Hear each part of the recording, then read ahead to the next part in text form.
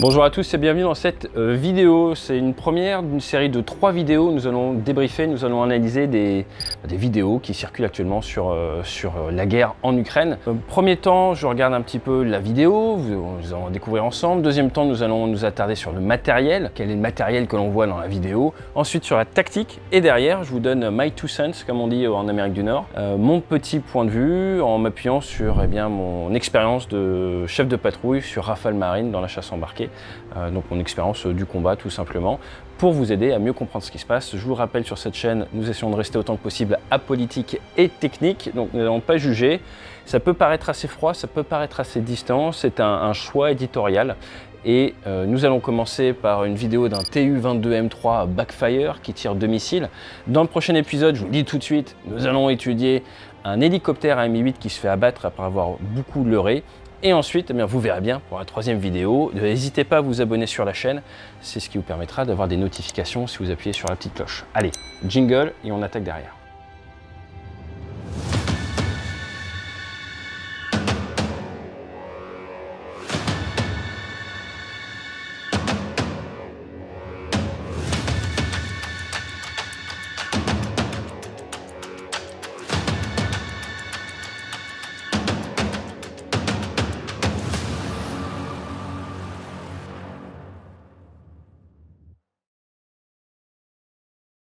Nous sommes directement dans le cockpit d'un TU-22M3, le fameux Backfire, c'est son petit nom de l'OTAN. Ce que l'on entend à la fin, c'est « mort aux fascistes », la traduction. Est-il possible de dire avec certitude de quand et de où provient cette vidéo qui a beaucoup tourné sur la toile? Bien, la vraie réponse, c'est non. Et c'est pas parce qu'on ne peut pas dire avec certitude quel tir il s'agit, eh bien qu'on ne peut pas prendre un petit peu de recul et étudier cette vidéo et voir ce qu'elle nous apprend sur le conflit en Ukraine. Donc dans un premier temps, qu'est-ce que le TU-22M3, le Backfire, ce bombardier stratégique, ce bombardier maritime également? C'est un avion supersonique, un bombardier supersonique, ce qui est assez rare pour être précisé, qui vient en fait du TU-22. Alors le TU-22M, ce n'est pas le TU-22, hein, c'est assez différent. Le TU-22, lui, c'est le Blinder. Il y en a 313 qui ont été construits, ça fait dans les 92 tonnes. Ça a été vendu aux Libyens, ça a été vendu aux Irakiens, ça a vu le combat contre la Tanzanie, contre le Tchad, contre l'Iran également. Et ça avait pas mal de défauts, notamment en termes de vitesse d'approche. Bref, c'était pas aussi bien que c'était censé.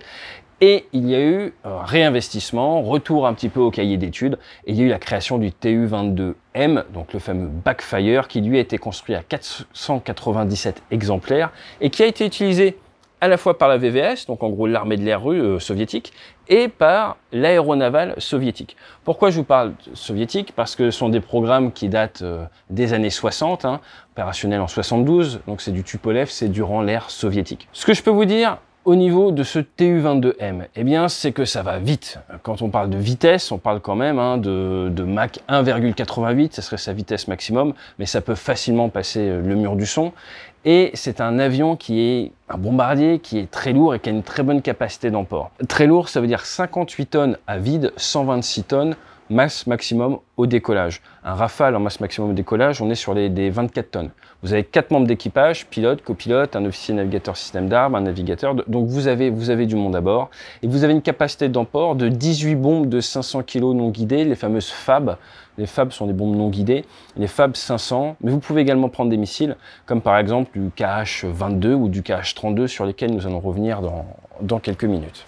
Par rapport au programme de développement du TU-22M, ce qui est important de préciser, c'est qu'il a dû faire face en fait au lobbying de tout ce qui était missiles intercontinentaux. Parce qu'à cette époque-là, il se disait un bombardier pour faire du nucléaire ou pour attaquer des groupes aéronavals à la mer, ça pourrait être remplacé par des missiles tout simplement, par des missiles, des ICBM comme on dit, Intercontinental Ballistic Missiles. Et ça n'a pas été facile pour Tupolev et pour les armées soviétiques de faire passer ce programme. Et néanmoins, un avion qui fonctionne quand même assez bien, même si d'un point de vue maintenance, apparemment, il y aurait des soucis. Il a été rénové en 2014, la fameuse version M3. Donc vous avez le TU-22, on a dit, qui est le vieux de chez vieux. Vous avez le TU-22M et vous avez le TU-22M3, où là, nouveau radar, nouveau système de navigation, nouveau système de commande de vol, nouveau système de guerre électronique. Il n'y a plus la personne à la doucette au niveau de la queue. Vous avez maintenant de la guerre électronique à la place. Et ça a profité également d'un programme de rénovation du TU-160, qui est un autre bombardier russe. D'un point de vue utilisation, Eh bien, quand vous avez un bombardier nucléaire, c'est pas, voilà, c'est assez simple. C'est soit vous allez faire de l'assaut contre une task force, un groupe aéronaval, et vous allez l'attaquer avec des missiles anti-navires ou du missile nucléaire tactique, soit vous allez tirer de l'armement nucléaire, c'est assez petit, mais de l'armement nucléaire tactique ou un peu plus gros, contre des villes. Et là, la pression n'est pas forcément très importante.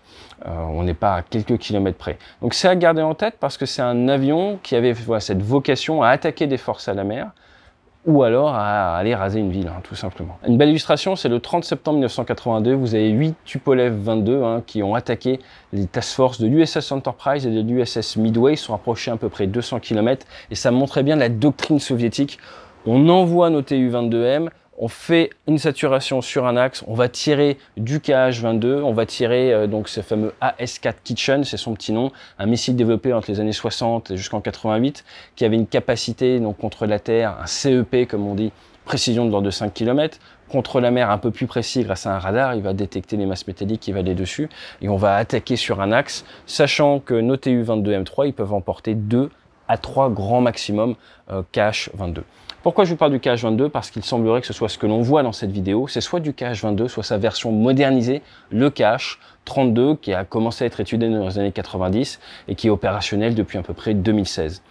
À noter, et oui c'est compliqué, le Tupolev qui peut emporter le KH-32, c'est le Tu-22M3M. Voilà, vous savez tout. Il y a également une capacité un peu plus, d'un point de vue avionique, un peu plus évoluée. Donc au final, qu'est-ce qu'on raconte depuis tout à l'heure? Un avion supersonique qui a une grosse projection, une grosse allonge et rapide, qui va pouvoir mettre en œuvre soit de la bombe, mais c'est pas trop l'idée pour laquelle il a été conçu, plutôt du missile, qui va soit attaquer un groupe aéronaval, soit délivrer le feu nucléaire sur une ville avec une précision assez moyenne. Dans cette vidéo, c'est donc soit du KH-22, soit du KH-32. Les profils de vol sont un peu les mêmes.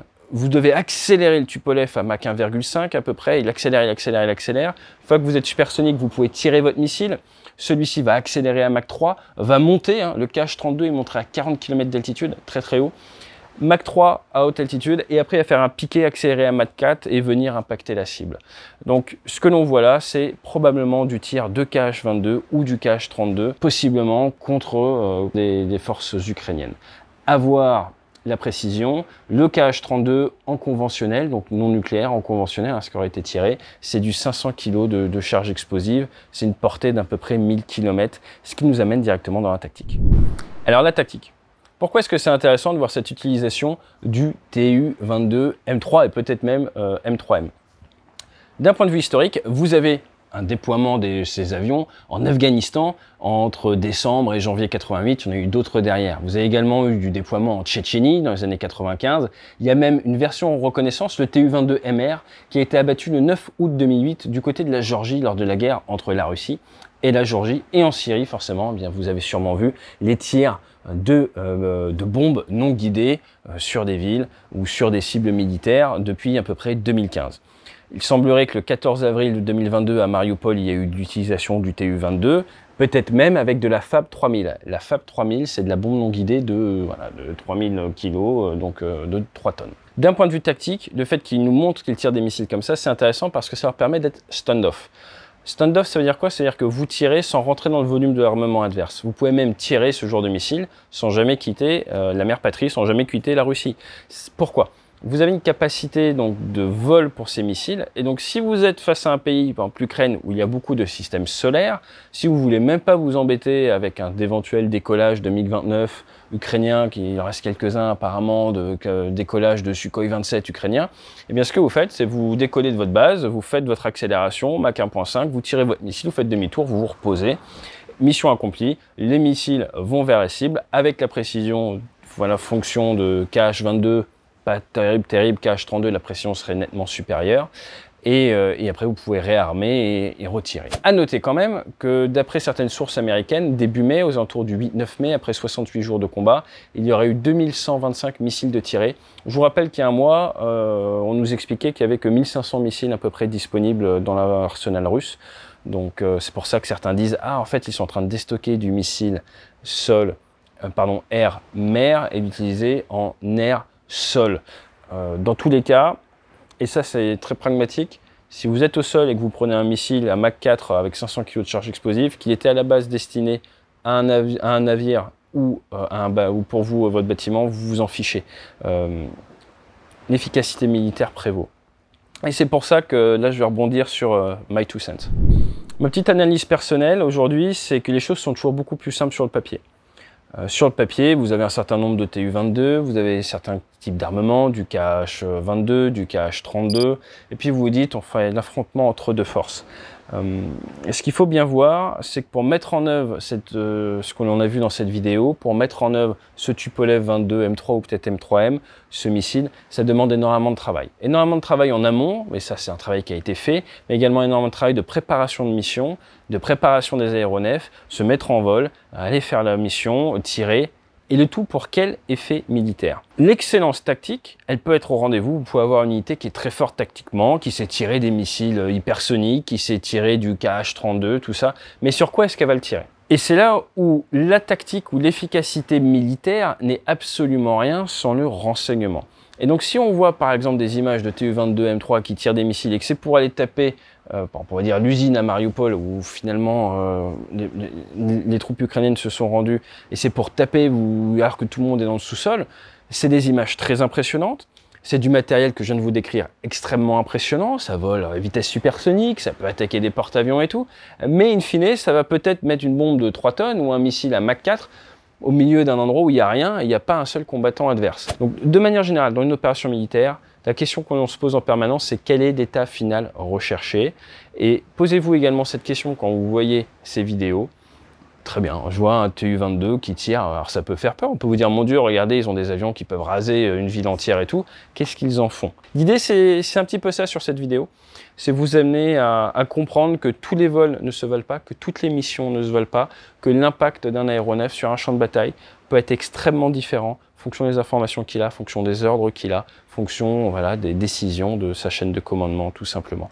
Vous pouvez avoir le meilleur des armements, perdre le combat, vous pouvez avoir le pire des armements et gagner la guerre. Tout est possible, tout est réalisable. C'est ça également qui fait, d'une certaine manière, la dichotomie du combat. Voilà, j'espère que ça vous a éclairé. Je vous donne rendez-vous dans quelques jours, dans pas très longtemps, pour une vidéo un peu plus concrète. Là, il y aura plus de choses à dire, je pense, d'un Mi-8 qui se fait abattre alors qu'il a beaucoup leurré. Et nous en profiterons pour parler un petit peu du vol tactique, qui est une spécialité de l'ALAT, l'aviation légère de l'armée de terre. Allez, fly safe!